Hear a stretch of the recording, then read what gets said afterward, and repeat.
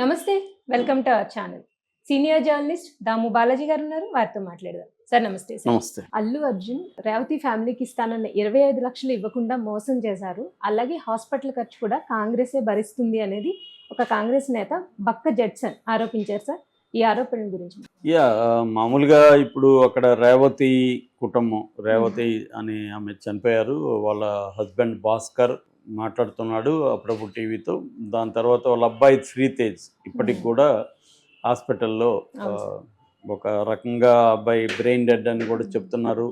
ఇంకొకటి ఏంటంటే వెంటిలేటర్తోనే మెదడుకు ఆక్సిజన్ అందిస్తున్నారు. ఎందుకంటే మెదడు ఆక్సిజన్ తీసుకోవట్లేదు, అందుకని వెంటిలేటర్ ద్వారా ఆర్టిఫిషియల్ పద్ధతులు ఆక్సిజన్ అందిస్తున్నారు. అతను పెద్దగా స్పందించట్లేదు కూడా అనేది కూడా చెప్తున్నారు. ట్యూబ్ ద్వారా ఆహారాన్ని పంపిస్తున్నారు.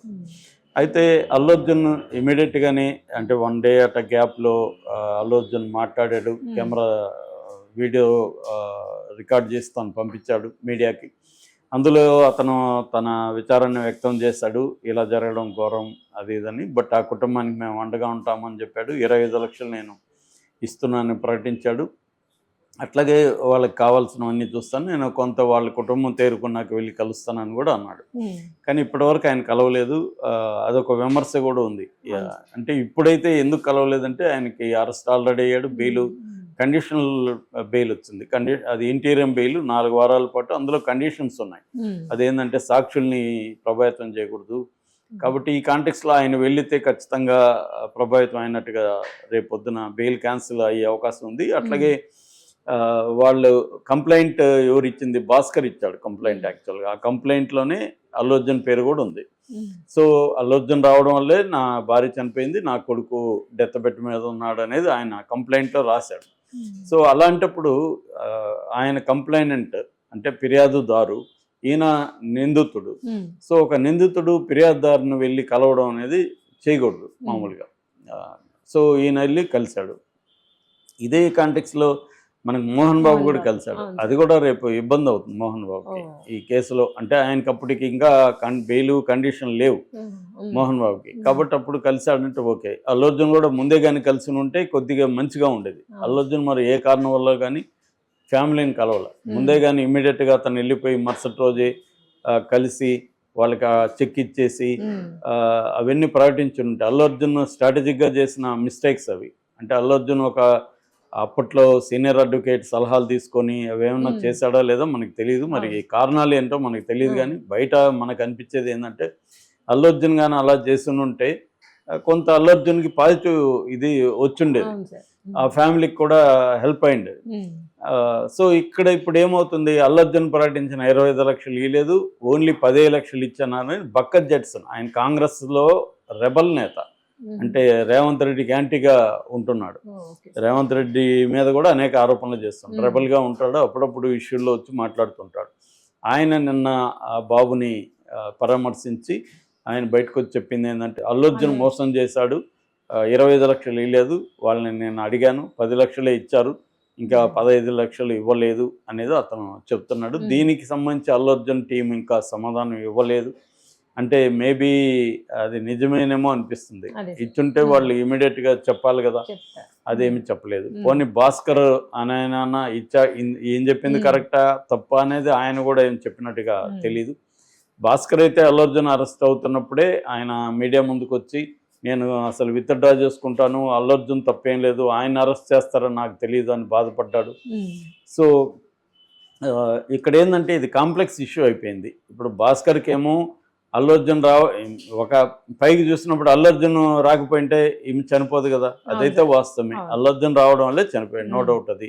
కాకపోతే అల్లు అర్జున్ రావడం వల్లే చనిపోయాడంటే క్రౌడ్స్ కంట్రోల్ చేయాల్సిన బాధ్యత పోలీసులది, థియేటర్ది.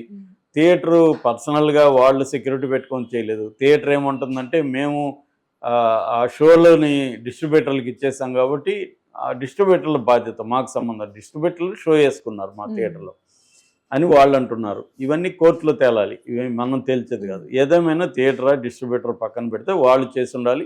పోలీసులకు మేము 2వ తేదీ ఇట్లా అల్లు అర్జున్ అండ్ టీం వస్తున్నారు అని మేము చెప్పాము, ఏసీపీకి ఇచ్చాము అనేది థియేటర్ వాళ్ళు హైకోర్టులోనే పెట్టారు. ఇవన్నీ కూడా కోర్టులో తేలాలి, ఎవరు తప్పు ఏముందని. పోలీసులు తప్ప, థియేటర్ తప్ప, అనేది తేలాలి. అట్లాగే అల్లు అర్జున్ తప్పు ఉందా అనేది కూడా తేలాలి. కానీ మామూలుగా ఇక్కడ ఏంటంటే ఎప్పుడైనా కూడా ఇలాంటివి జరిగినప్పుడు 2 రకాల వ్యవహారాలు ఉంటాయి. ఒకటి లీగల్ వ్యవహారం, అంటే లీగల్గా కోర్టులలో తెలియదు. రెండోది ప్రజా కోర్టు, ప్రజల్లో ఎట్లా ఈ వ్యూస్ని ఎట్లా తీసుకెళ్తున్నాం అనేది.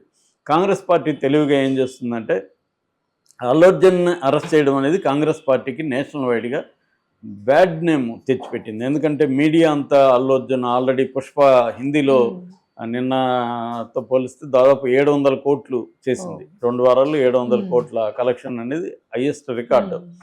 అందువల్ల ఒక కారణం. రెండో కారణం, మొత్తం నేషనల్ మీడియా అంతా కూడా ప్రధానంగా బీజేపీ కంట్రోల్లో ఉండడం వల్ల ఈ ఇష్యూని కాంగ్రెస్ పార్టీకి యాంటీగా మలుచుకోవడానికి వాళ్ళకి ఛాన్స్ దొరికింది. కాంగ్రెస్ ప్రభుత్వం ఎలాగా గొప్ప నటుల్ని, ఒక నేషనల్ అవార్డు వచ్చిన నటుడిని ఎట్లా హరాస్ చేస్తుంది. సిమిలర్ కేసులో షారుఖ్ ఖాన్ని సుప్రీంకోర్టే నిర్దోషిగా రిలీజ్ చేసింది. అసలు నెగ్లిజెన్స్ కూడా లేదు. క్రౌడ్ కంట్రోల్ చేయడం అనేది పోలీసుల బాధ్యత కానీ ఒక పాపులర్గా ఉన్న సెలబ్రిటీ బాధ్యత కాదు. అట్లా అనుకున్నప్పుడు అనేక రాజకీయ నాయకుల ర్యాలీలో మనుషులు చనిపోతున్నారు. ఆ తర్వాత పుష్కరాలు టైంలో చనిపోతున్నారు. వివిధ భక్తుల గుళ్ళల్లో చనిపోతున్నారు. బాబాల కాంగ్రిగేషన్లో చనిపోతున్నారు.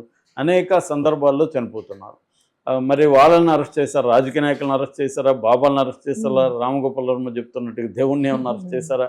సో ఇక్కడ మాత్రం ఎందుకు అల్లు అర్జున్ అరెస్ట్ చేశారు అన్న యాంగిల్ సుప్రీంకోర్టు అడ్వకేట్లు కూడా చాలామంది వచ్చి టీవీల్లో అసలు ఈ సెక్షన్లు పెట్టడం కూడా 105 కానీ 118 BNS ఈ రెండు కూడా అంటే కల్పబుల్ హోమిసైడ్ ఈయనకి వర్తించదు.